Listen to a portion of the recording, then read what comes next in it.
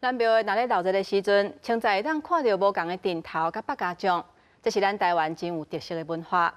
有2个少年导演甲家将做主题来拍2出电影，咧讲家将面谱背后的故事。希望透过电影，互社会更加了解家将，互这个文化会当继续传承落去。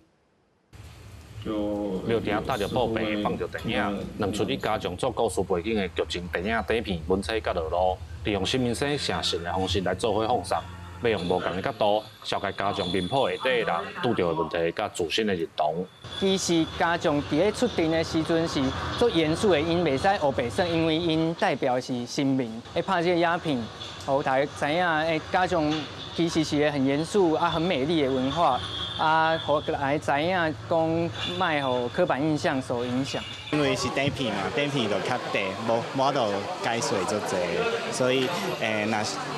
应该是会引起迄个兴趣。导演龙一安表示，当初是因为对家将文化有兴趣，才找家己伫北京家境风雨堂合作拍这出落路的电影底片，想要透过内底的故事，表达社会对家将的刻板印象，甲家将本身对信仰的坚持。大家可能平常比较排斥认识这样子的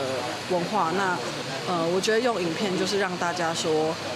可以用比较轻松，可以看戏剧的方式，然后看电影的方式来接触。影像方式来包装家将，即摆现主是拄到的困境，